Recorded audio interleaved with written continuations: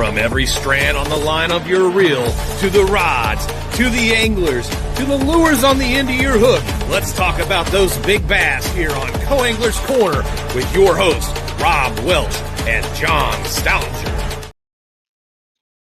Hello, everybody. I'm John. How y'all are? Cajun Rob here hanging out with you. I should have done it, but no. Yeah.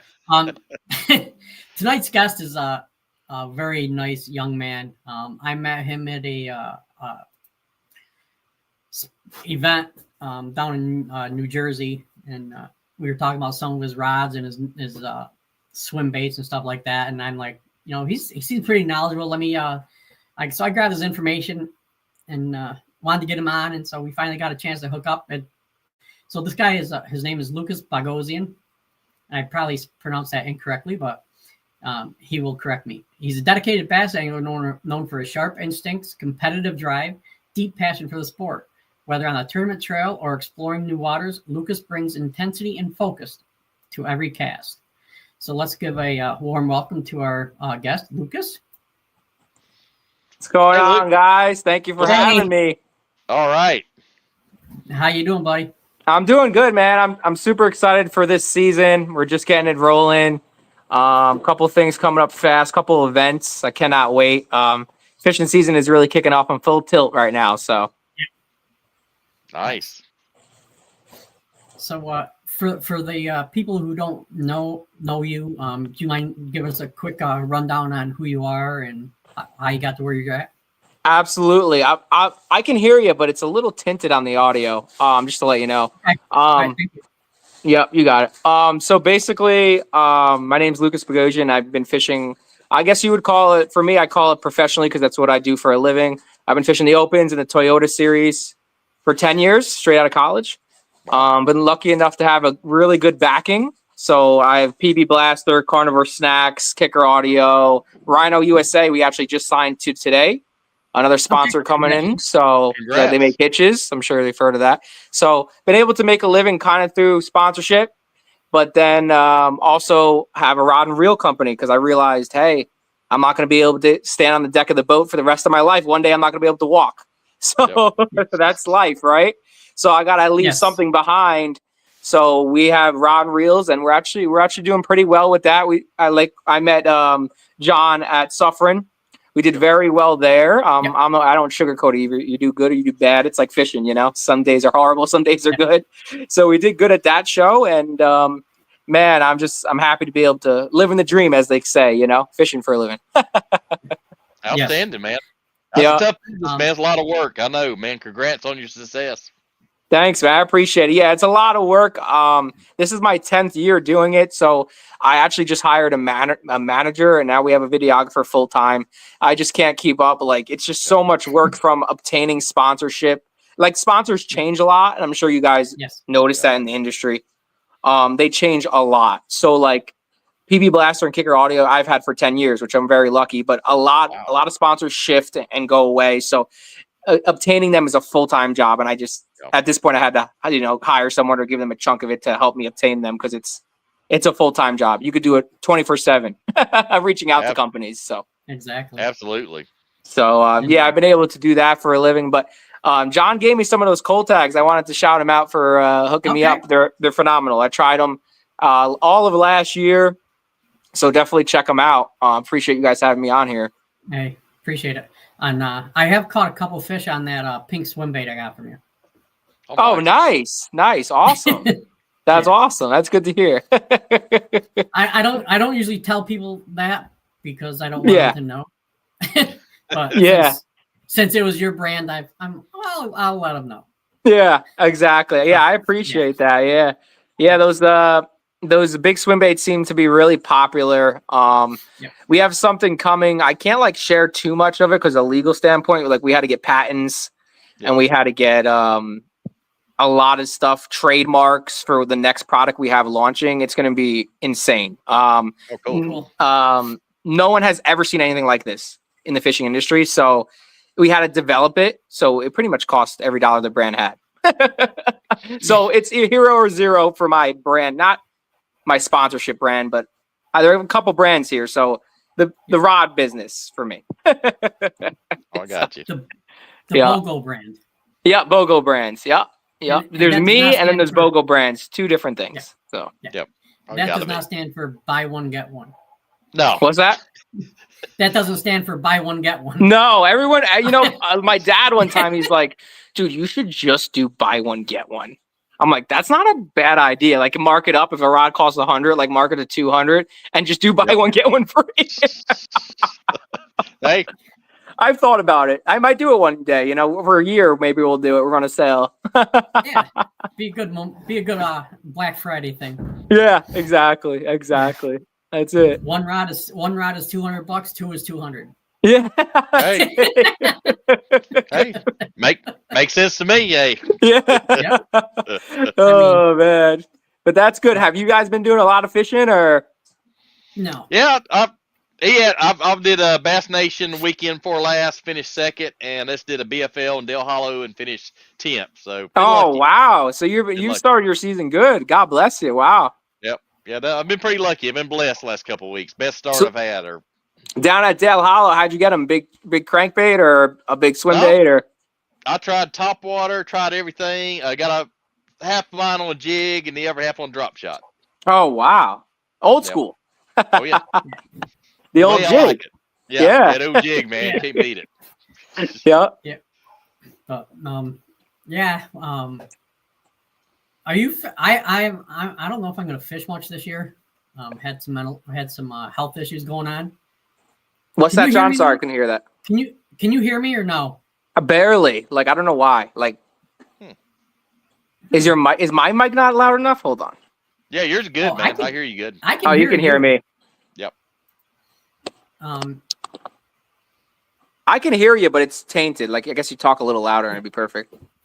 Okay. I'll try to use my outdoor voice. Yeah.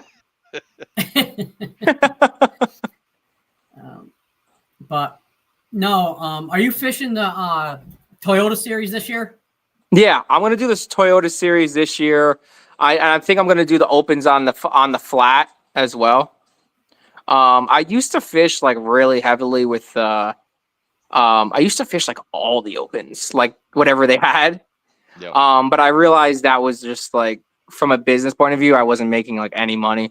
To be honest with you guys, it's tough. So I'm like, tough. there's gotta be a way I could scale back a little bit and put some money in my pocket. So that's what I've been doing, like Toyotas and opens, and just taking it that way. And that's the route. At least my brand, me, Lucas Bogosian Fishing, is profitable. So if I go that route, I know I can keep the lights on, which is important. Oh yeah, definitely. Yeah. So well, we got. Is my volume any better for you, Lucas? little tiny bit, baby, a little bit. Yep. Okay. Yep. I'll keep on working it and working on it. And Jen Nolan, big fan of ours, and we are of hers. She says, "Yo." Yep. Yo. And and he said invitationals, possibly the MLF invitationals. So I'm thinking about it. Not this season, but next season. I'm doing Toyota's series and opens. So I've been doing that for 10 years and I can make a living there. So if I was to hop over on that side of the spectrum, I would need I'm not even joking, 100K in sponsorship. Oh, yeah. I'm pretty straightforward. A lot of guys wouldn't even talk about this, but that's what I would need. So obviously I don't have that. So if I stay where I'm at now, I'll be able to profit, win or lose. So I know it's kind of bad, but I kind of look at this as a business. If I wanted to go fun fishing, right, I could just go on my back. I can go to Lake Apacon. I live right near Lake Apacon or whatever, and just go have fun. But if I wanted to make money, I mean, I love what I do. Don't get me wrong, but at the same time, it's a business.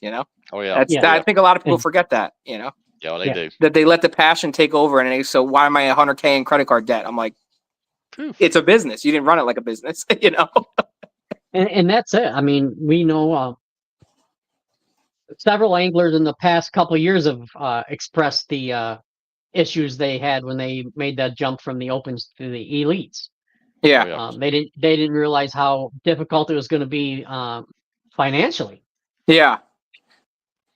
Actually, I think So, people, what they don't know about me, and I guess I don't share this enough. In 2000, I want to say it was 2020, Bill Taylor actually invited me to fish the FLW tour. Yep. So I think a lot of people, and this happens to a lot of people. I just didn't have the money. Yeah. And that was the God's honest truth. Like I was looking at it, I'm like, again, I'm gonna need $100,000. I'm like, I don't have the money. I still don't have the money. 10 years, whatever, 5 years, 6 years later, you know, it's like, yeah. like to be profitable, I still don't have the money 5 or 6 years later. So it's like, I don't know. I think like the money is, and I think it's where I'm at now. Honestly, I don't see like how me going to the elites is going to help my sponsors that much. I mean, obviously you can be on TV, but like the opens now is some of them, you know, you make day 3, you're on Fox Sports. Yeah.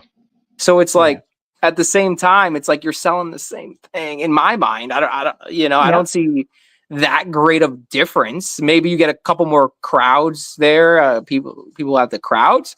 But other than that, I think opportunity, especially in the opens and Toyotas too, there's opportunity. The live feed is great views, gets great footage. Absolutely.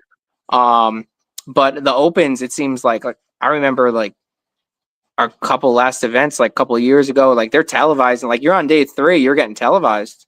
You know, so I mean, I still see that where I'm at. It's hard for me to make that jump when you're like, all right, I'm comfortable finally.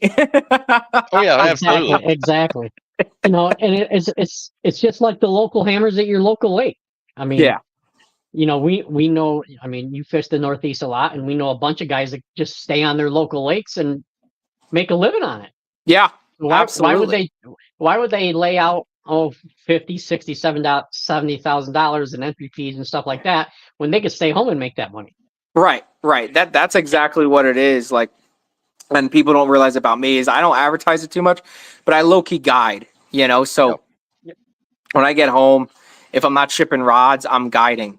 You know, and if you do 2 guides a day, I mean, at 400 for a half day, if you can book 2, 1 in the morning, 1 at night, I mean, that's going to pay $800 plus tip, you know? So that's like people I think kind of don't realize there's a lot of ways to make money in the industry, but you kind of got to really think about it. You know what I mean? You have to really think hard on, hey, if I show up to the ramp, do I have a double guide trip? Do I have 2 guide trips booked? Or am I going to show up and use $200 in gas and then you only make $200? You know what I mean?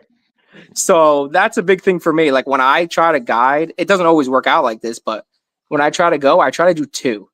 Yeah. I try to do 2. I'll get up real early, you know, 7 a.m. to 12. Then I get a lunch break 1 to 5. I do. And that's it. And I go home. But that's when I'm free. You know what I mean? When I'm not on tour or shipping rods. So it's nice, but I kind of work around that. So people call me and be like, hey, you mind taking me fishing on Lake Apacon? I'm not going to be like, yeah, of course. You know what I mean? So I go and take them out there. But I think it took me a little while to understand, like, you can't just do one thing. Oh yeah. You're diversifying. You're diversified. Yeah. Hey, it took me a little while to understand that.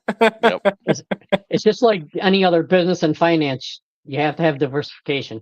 Right. Yeah, absolutely. Because the thing is, well, one of my businesses will be, let's say the rod company's slow, like I'll make up for it in sponsorship. Like, you know what I mean? I'll make up for it in guide trips.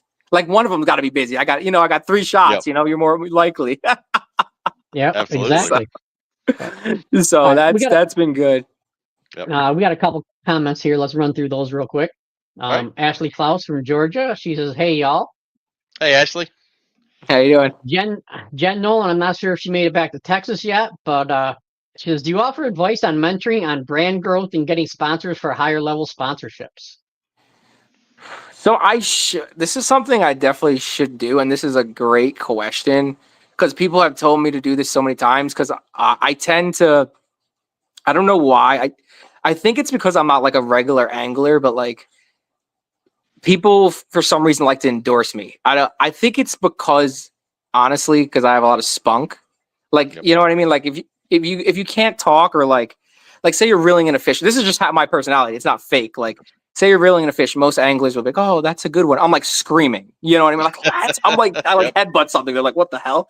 You know, like, I draw eyes to attention. So like my personality, I have a lot of energy. So like Kicker, for an instance, like their slogan is "Living Loud." Like that's a perfect sponsor for me. But my best advice is to like show that pure energy, especially like if you go up to someone or like go into the booth. This is like the best advice I can give is show that passion you have for the sport. That's phenomenal advice. It has worked for my whole career. Now you shouldn't have to try it. It should just come to you. You know what I mean? It shouldn't be fake. So that has worked for me phenomenally. And also like, I've been lucky with good finishes at like local levels. Before I really got into the pros. So my resume is really good, like locally, like on a pack on, I think I have like 20 or 30 top 3 finishes, ABA, TBF. But then I moved into the opens, and the 1 year in the opens, I was like a couple points from missing the elites. So like I was right there. So that really drew a lot of attention for me as well. But I think the object is like social media and having good energy is very important, because obviously there's a lot of anglers that can fish. There's a lot of anglers that can throw a jig under a dock and skip it 10 times. We all have that same level of being able to try to win. Like we all have the same skill. Someday this guy might win, someday another guy might win. But what's going to separate you is your social media and your attitude. That's what I've learned throughout making a living for 10 years. I think those are the 2 most important things. Because when you walk into a booth, no one wants to sponsor a guy that has no energy or no passion for what they're doing, because then they're not going to do anything. Yeah, exactly. So, I mean, so social media is a big part of it, though. Like I said, it took me a while, but I have a full-time videographer, and we whatever the sponsors want. And that's kind of how we sell sponsors. Like, I don't talk about this enough. Again, we'll approach them, tell them this is what you're getting, this is the cost, and this is the post, and you know, we shoot in 4K quality with a cinema camera. Wow. You know, that's a very expensive. So if you want to, and a lot of times like that content costs them a lot of money. Like videographers are expensive. Yes. So they'd rather hire me, a guy that's going to post for them and provide content and drive the wrap around with their logos on it. They'd rather hire me for whatever the amount is. Because videographer shoots could be 10, 20 grand for shoots. They're very expensive. So with me, I'm in-house videographer. So like my package, whatever we charge, say we charge 5-6 grand, our package comes with a videographer. And we will post for them that way. That's how we've kind of made, that's how I've always made a living. Kind of a little secret share on your podcast there. I don't tell this a lot because like all of a sudden then you have a million people in competition, you know? Yeah. It's like telling your buddy your favorite spot. Yeah, or your favorite jig to throw, right? What color are you gonna throw? Yep. Like here, I have so no it's mind. like, I just tell them black on black. yeah, that's it. But it's an expensive game, man. Like, and you guys know that. Like, like I feel the level I'm at is like $5 grand per tournament. So 5, 10, 15, 20, 25, 30. So if you're fishing 6, it's going to cost you 30 grand. Like, in my opinion, to be safety, you need 40 grand to step in the realm that I'm fishing. And I'm fishing the Toyotas and the Opens. Oh, yeah. And that's a lot of money. You know what I mean? Yep. I mean, me as a co-angler, I looked at it like I was paying, if I went for the week, 3 days of practice. Yeah. 2 to 3 days, I was looking at $2,500. Wow. That's including entry fee though. Right. Okay. Because you think about it, you got 5 to 6 days of traveling in the boat. Let's split that 50-50. Yeah. You got your room, you got your food and all that stuff. And it's that, and I don't have the expense of the boat. That's the scariest part, man. That is, and thank God for me being smart enough taking a warranty. I couldn't tell you how many problems I had on my boat in the last 2 years. And I have the extended warranty. forget. They told me, they went to me and they go, Lucas, this would have been $20,000 if you didn't get the extended warranty. Wow. I blew a computer board. I blew a trim that was 10 grand. Guess what? 2 months later, the same thing happened. I blew a computer board. I don't know how. I don't know if there's a short, a trim again. So now they finally got it fixed, but they straight up told me, they're like, listen, you bailed your own self out. Like, you were smart enough to grab that warranty while you did. It's, this would have been 10 G's each pop, So I was like, sweat off of that one, Yeah. Hey, that's a lot of rods. Yeah, I was going to say, that's a lot of rods. Oh, absolutely. Yeah, that's a lot of rods, but yeah, you're never going to get rich doing it, but there's definitely potential to make money. Yep. It's just how hard you want to work, that's it. Yeah, like you got a good plan. You got a good plan how to cover the whole season. A lot of guys will fish and they go back to regular jobs, but you got a plan out for the whole year. I mean, that's good stuff. Yeah, I got it planned out for the whole year, and like I kind of don't make my schedule until like my manager called me today. He's like, "Oh, did you see the contract for Rhino USA?" I'm like, "Yeah." So sign that, and then I'm like, "Dude, we're missing one spot." I'm like, "We got one more spot to sell this season. That's it." So I kind of don't make my schedule full until we sold everything on the truck and boat. Yep. So that way I can look at it and be like, all right, we have budget to do 6, you know what I mean? Or we have budget to do 3, or we have budget to do 8, or whatever the number is. And that's kind of how I do it. 'Cause I want to be able to say, if I go out and I take 180th place, are the lights still going to be on? You know what I mean? So that's kind of how I do it. It's a business. I'm very business oriented. I think that's why I survived all these years. 'Cause I just, whatever I get, I take that. I know what I got to get paid for the whatever week, like you said, week or 2 of being there. And I assume I'm not going to cash a check right away. Yep. That's just bonus. And then I take it and put it in my pocket and then, move on. And when I get home in between, I'll just guide, that way I'm doing something to help the brand. Exactly. And a lot of time the guides, it's the best way to sell fishing rods. How else do you get it in their hand? Yeah.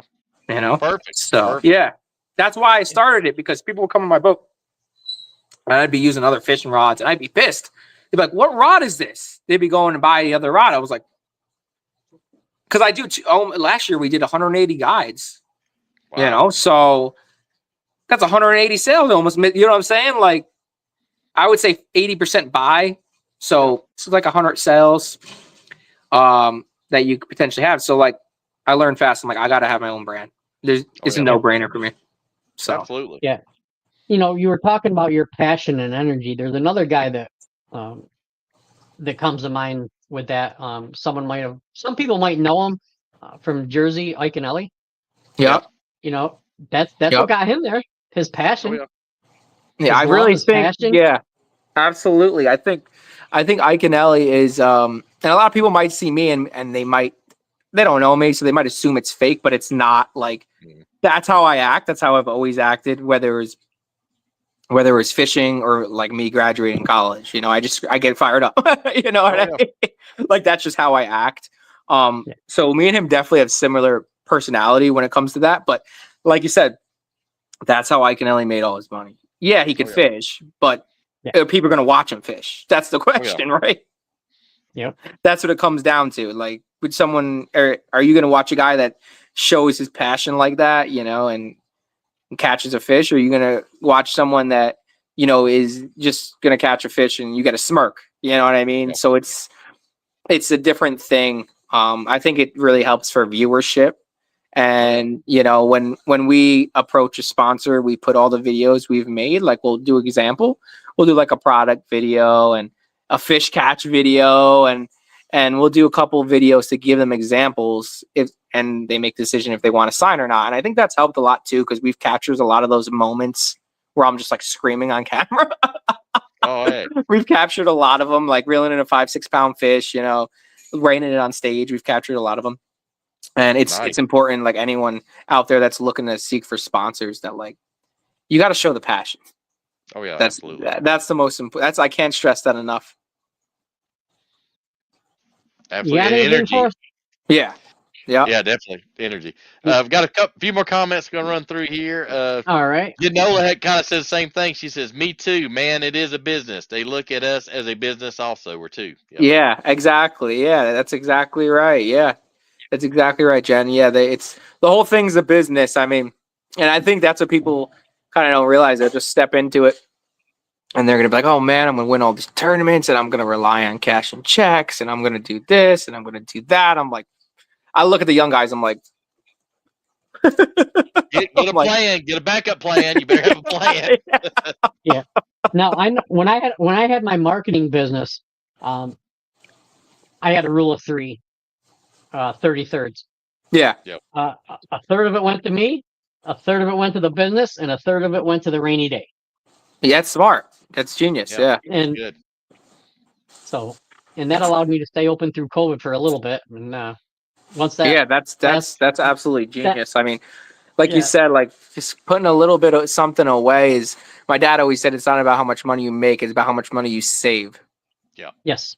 So, are you profitable? Are you not? You know, like I talk about this with a lot of people. Like, for instance, a good example for me is I run a lot of Facebook ads.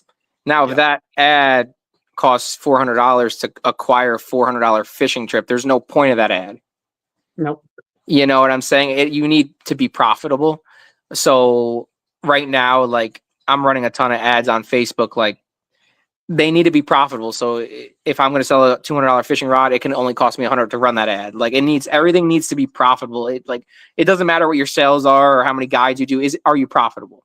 Yep. You know. So. Absolutely. Exactly. Bottom line. Bottom line. Yeah. Yeah. That's it.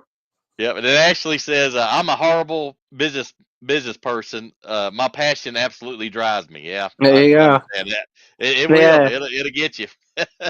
That's it. Yeah, that's it. I mean, listen, the passion will help you. I mean, just try not to make those decisions where it's like, I'm going to put 100K on my credit card and go fish the MPPLF, whatever that is. Yeah.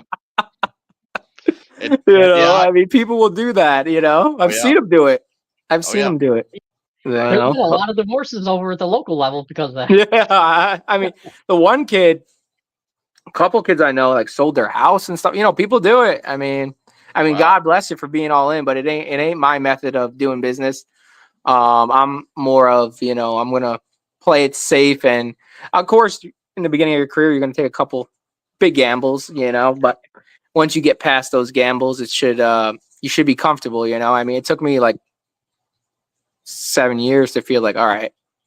That's why I'm like you said, reluctant to go. Even if I made the Bass Pro Tour or the Elite Series, like I'm so reluctant to like leave my comfort zone. Yeah, which I should, but like I'm like doing well here, you know. Yep. Oh, absolutely, You know, man. And hey, like you said before, it's all about the profit. Yeah, that's it. I mean, at the end of the day, right? If you wanted to go fun fish, we could just go to a pond or a lake and fun fish, right? I mean, I'm certainly not doing it for the fame. I just enjoy fishing tournaments, you know. If I was doing it for the fame, that'd be different. Yep. Absolutely. And Jen says, Lucas, thank you so much for sharing those details. This is a great show already. Hey, thanks, Jen. Appreciate it. Appreciate that, Jen. Appreciate that. Yep. And she says, you need to come up and come up to the Suffering Show and get to talk to him in person. That's even better. Yeah, come to the Suffering Show. Absolutely. Yeah, absolutely. Awesome. And then Jen says, Lucas, you need to follow me at Yak Girl or Jen Nolan Fishing. I have all the spunk and passion and natural loco sounds. We are very similar. Yeah, sounds good. She's definitely got a passion for the sport. Absolutely. That's awesome. That's awesome. And then, what's up, Roy?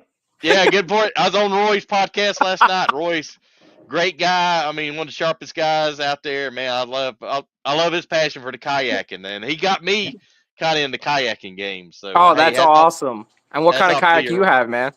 Just got a little Moken right now. I started off with. I just got it last summer, and I'm looking to upgrade this summer. So, but that's it's great. Awesome. Like Friday after work, I got a lake like 5 minutes away. It's got full of milfoil and standing timber and big bass. So that's awesome. Love it. Love it. Yeah, I've been getting them good on the frog, man. We just talked about that for the show, me and John. I was like, I'm taking one rod and a frog out. He don't like the frog. And I'm like, I'm going frogging, and if I don't catch big ones, I'm not messing with It's funny because the last couple of days, like I've had 2 rods with me, and it's been like a wacky worm and a frog, and like the problem is it's so addicting to have. Hey, Roy, I appreciate the support. Bogo Braid. Sorry, I saw that in the corner of my eye. It's so addicting to have like the frog bite, you know? Oh yeah. Yeah. It's so addicting. Yeah, my story, I know everybody here who watches is tired of hearing it. I was fishing the Toyota Championship on Gunnersville. I think I was 0 for 15 or 0 for 20 on frogs. What? Yeah. That's crazy. That Wow. And I think my boater's name, you might have heard of him, I think it was Patrick Walters. Oh, yeah. Oh. He's a hammer. Yeah. He's like, dude, you need to stop doing what you're doing. I'm like, no, I'm getting bit, and he's like throwing a 1.5 ounce flipping, I'm like, dude, you got 20 pounds. I'm not going to mess with you. I'm staying away from your fish. You have a chance to win this thing. Yeah, exactly. And he thanked me afterwards. Yeah. The frog is like weird. I don't know if you guys like have this problem, but like they short strike it so much for me. Like they just come the back of it and they just like slur. It's big fish too. They just like it's a weird thing. Yeah, it's like they just the whole mat will move. And you're like, uh-oh. Yeah. And then the frog goes flying up in the air like 2 or 3 foot. You're like, what happened? What happened? Yeah. Like a kid sucking up a spaghetti noodle. That's that's definitely. It's fun though, man. Like, man, I've been throwing it. I threw it. I gotta throw it more because, like, for me, like whenever I hook up, I don't know why this has been the story for me my whole life. I've noticed like the big fish like top order.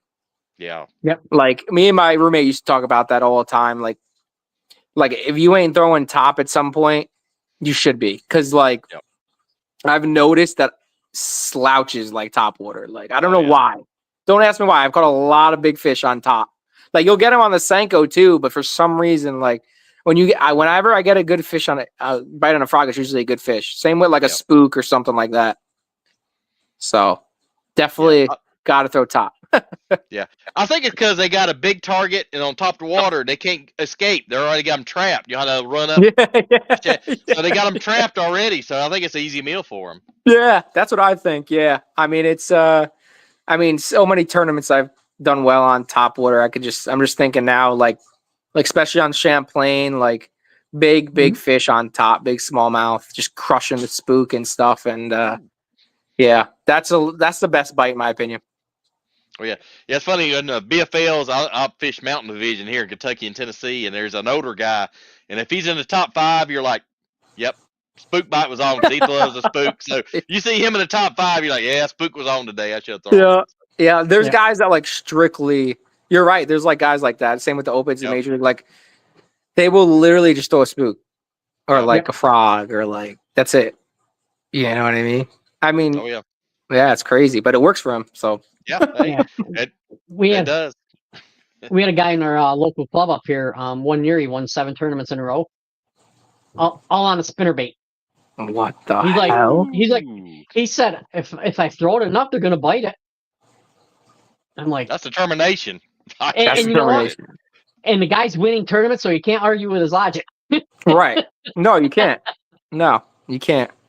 You can't. So, I mean, listen, like same thing with like a Senko. Like I remember like when I was doing so well in tournaments, like I just threw 2 baits like locally, like freaking a Senko, and then I would flip like a beaver. Like that's the only 2 baits I threw for years, and I did well. Like that's it. That's all I would use. Like go to Lake Apacon, we're throwing a Senko and we're flipping a beaver. Like that's all we did for years. And it worked. It worked. So absolutely. What Toyotas are you fishing this year? I'm doing all 3 on the northern side. Okay. Yep. Yeah. Yep. And then I might fish down south for a couple of them. It kind of depends. My buddy that I used to fish with lives on Watts Bar. which is down Yeah. way down south. Yep. Yeah.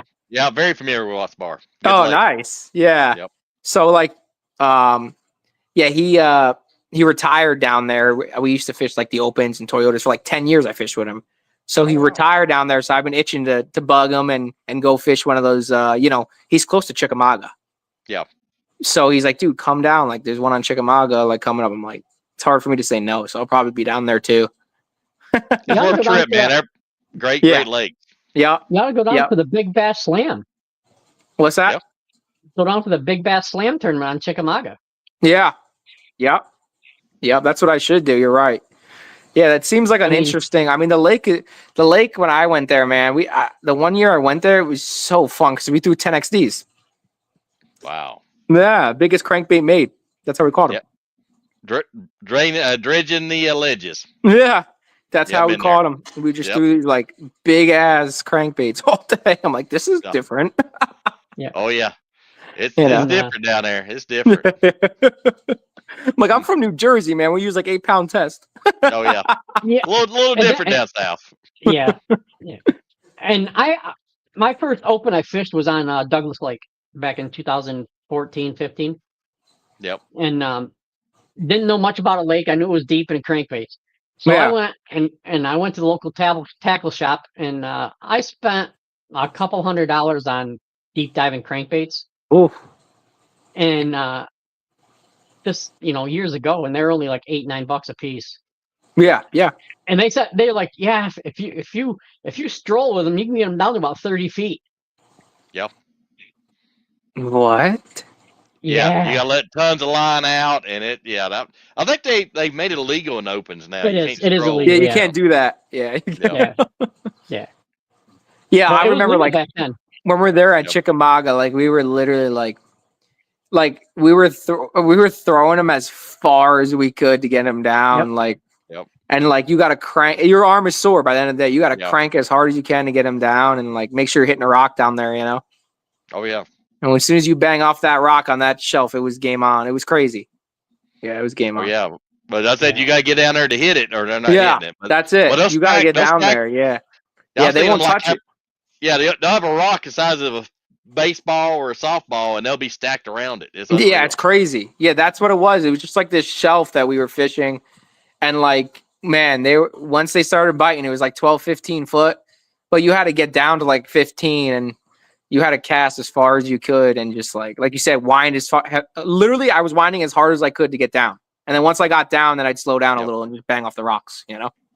Oh, absolutely. I mean, and I remember when I first started fishing down there, I lived in Knoxville for 20 years, and guys would have like 10 crankbait rods or like, 8 pound, 10 pound, and they'd crank it until they got the right, and then they'd sit out there all day and figure it out.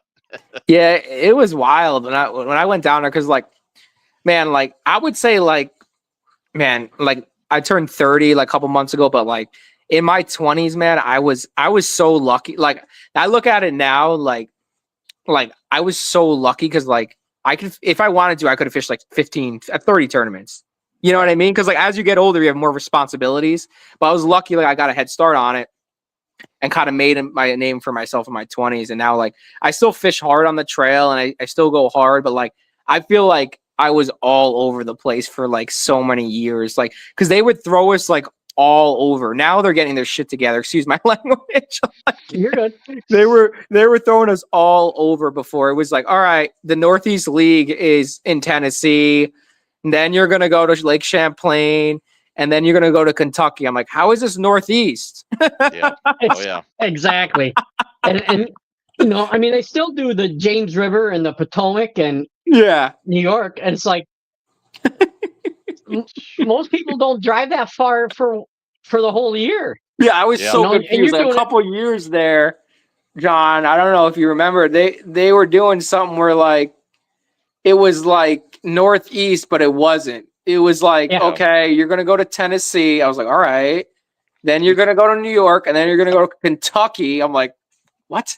Then you're gonna go to Michigan. I'm like, what? For years they did this to me, and I was like, oh. Yeah, it's. I truly think the people who make their schedule up fail geography. Yeah. Pretty much. pretty much. It's like, do they not like the Northeast? I always wondered that. I'm like, huh. And then they throw Maryland in there for good measure too. Yeah.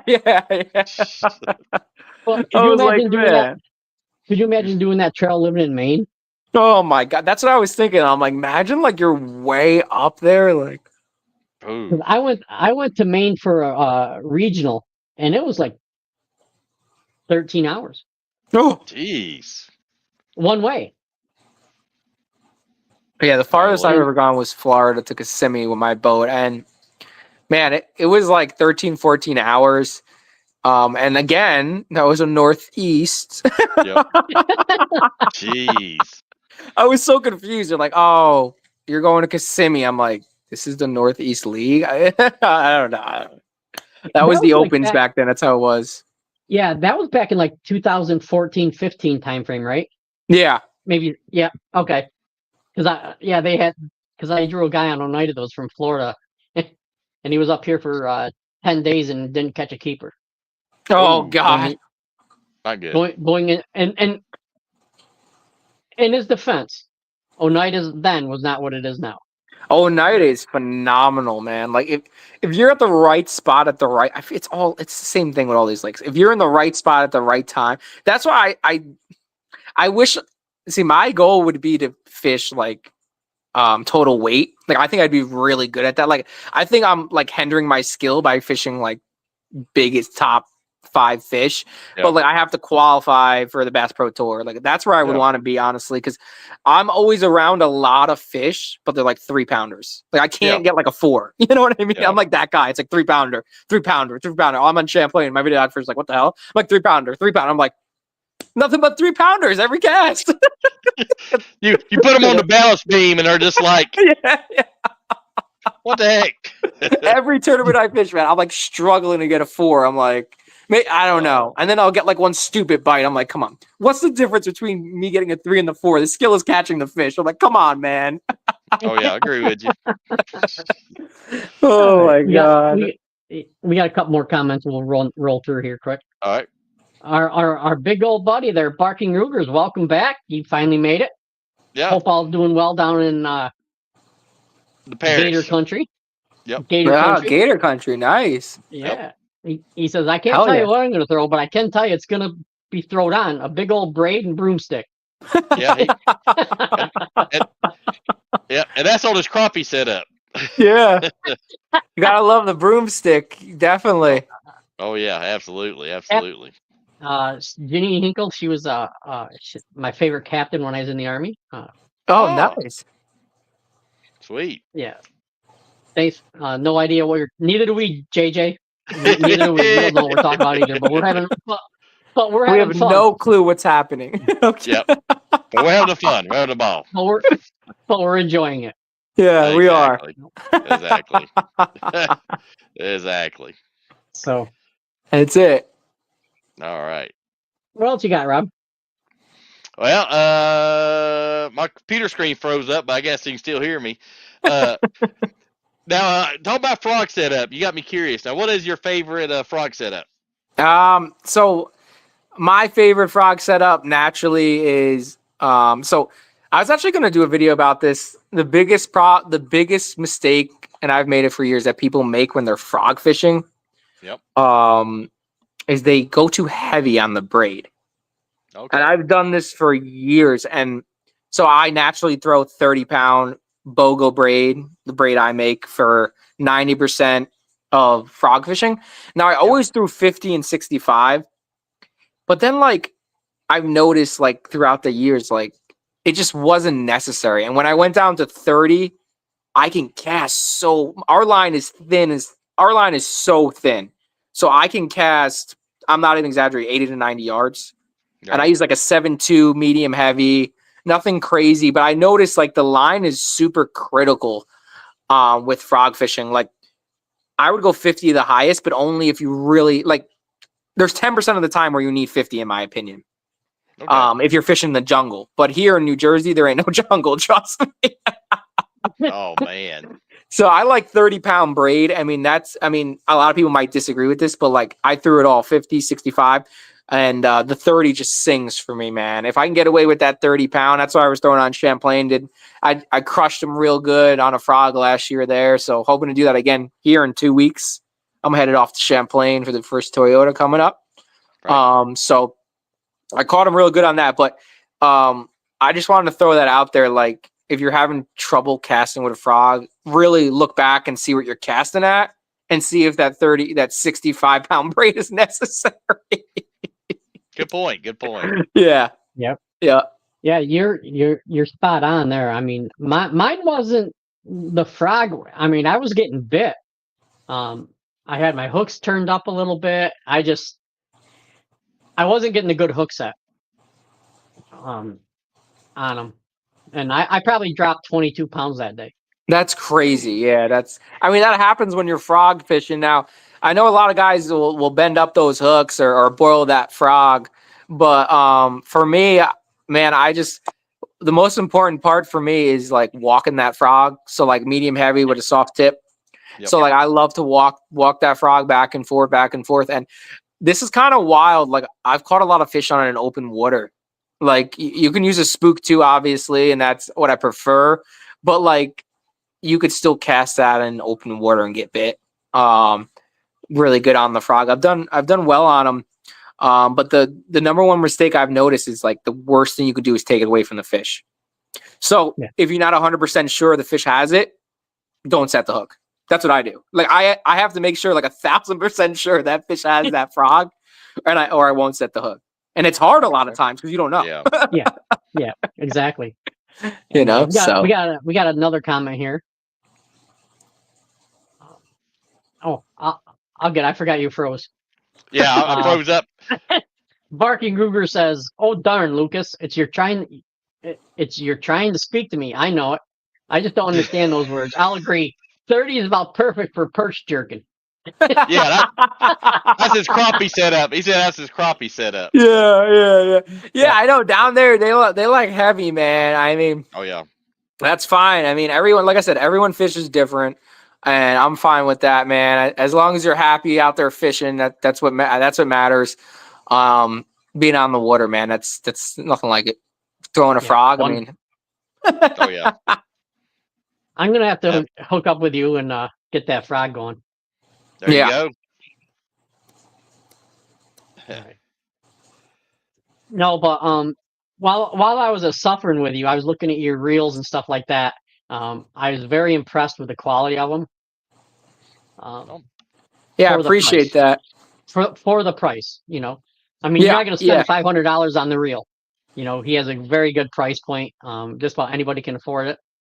Nice. And so I want to give that a little shout out to. And the rods were thanks. I appreciate that, John. And if anyone wants to check our stuff out, bogobrands.site is the website. And for you guys tuning in, watching John's show, we can give you 50% off since you tuned in. It's Bogo Rods 50, and I'll give you 50% off the whole site. Excellent. All right.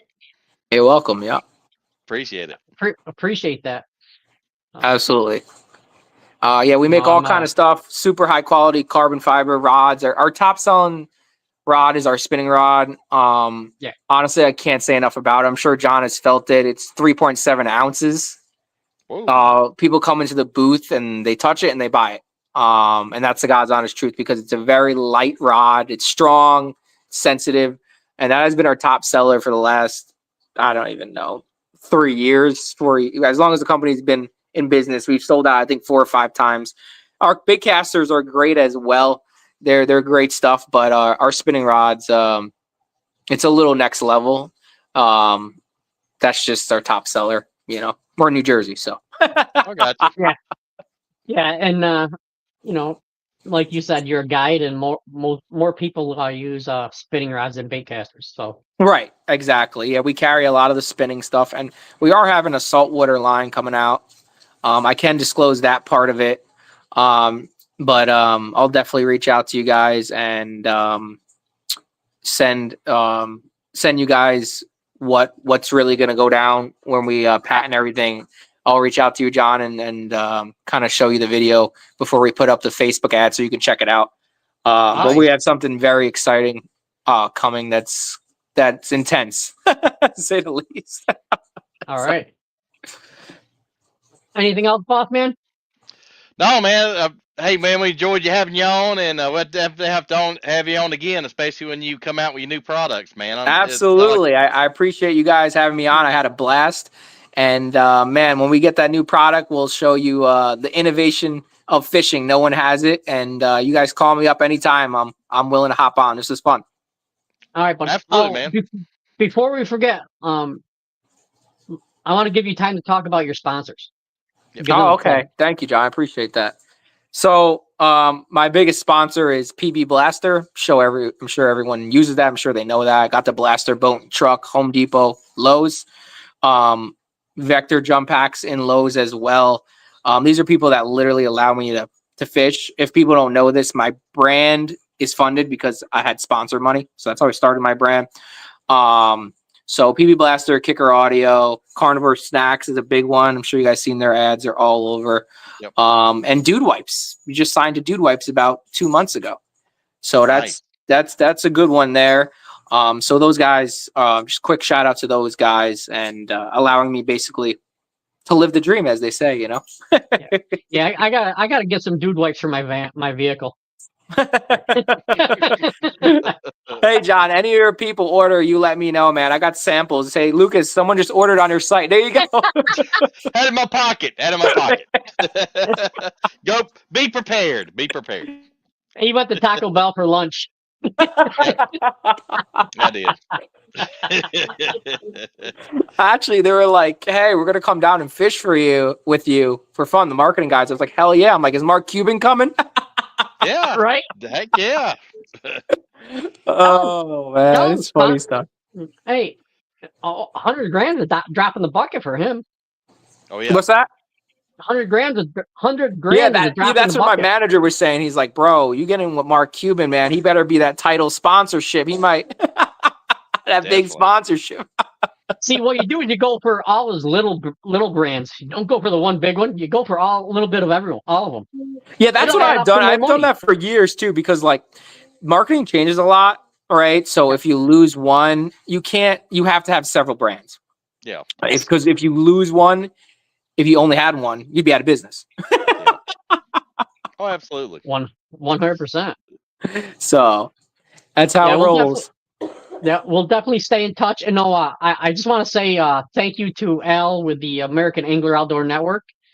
We're streaming live on his website. You're going to be playing on their channel there, and as well as our channel on his streaming network. So, want to give him a nice little plug. Absolutely. Yep. And for everybody out there, if they have a YouTube channel and want to get your little more exposure for yourself, go ahead and shoot me a message. Give me your YouTube channel, and we'll see about getting you on, and maybe able to help get you some sponsors. Absolutely. So, nice little plug for him. There you go. There you go. All right. Anything else you want to say, Lucas? I think that's it, man. I really appreciate you guys having me on here, man. I had fun with this. I love these little podcasts because a lot of times I get to spill little secrets. I don't like doing it too much on my social media because I got a lot of people that, I mean, I got 99% are phenomenal. I have a phenomenal fan base. But I'll get bombarded with like a billion questions, and I do sit there and answer them all. But it just takes me a long time. So this is an easier way for me to answer all those questions. 100%. So, all right, buddy. Well, hey, I'm not fishing Champlain this year. I'm not fishing the Opens or the BF or Toyotas. I may fish the BFL on Oneida. We'll definitely have to get together and do some fishing and just enjoy it. Absolutely, man. I appreciate anyone who's watching. Follow me on Instagram, Bogo Baits. I probably should have mentioned that earlier, but BOGOBAITS, Bogo Baits. That's my quick tag on Instagram, so you can find me there. Okay. Awesome. I like it. Yeah. All right. Thank you, brother. Thank you, John. Appreciate it. Rob, thank you. Yep. Thanks, buddy. Take Have care. a good one. You too. All right. Bye-bye. All right. All right. You Well, know what? I don't. Your I'm still our technical difficulties are StreamYard. It's not Oh, I know, you. because I'm watching. I got it on my phone. My screen on my laptop's froze, but I can watch it on my laptop. Make sure I'm kind of centered. Yeah, So, because I noticed I'm looking at my picture. My picture's a little dark. yeah. And but no, dude, Yeah. I told you he was high energy. Yeah, he is, man, and man, I mean, you talk about a sharp guy with a good business plan. I mean, he's sharp. Hats off to him. Very intelligent. Yep, hard worker. I mean, keep all that going, and many businesses and projects he's going. I mean, hats off to him, man. He's got to be high energy. Keep all that going.